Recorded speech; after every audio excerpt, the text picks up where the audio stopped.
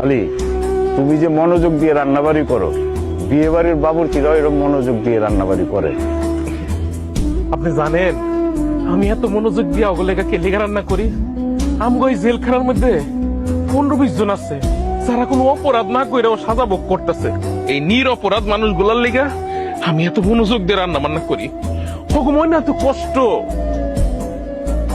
ছেলে 3 বেলা খাউন ছাড়া তো ওরা কিছু খাইতেও পারে না।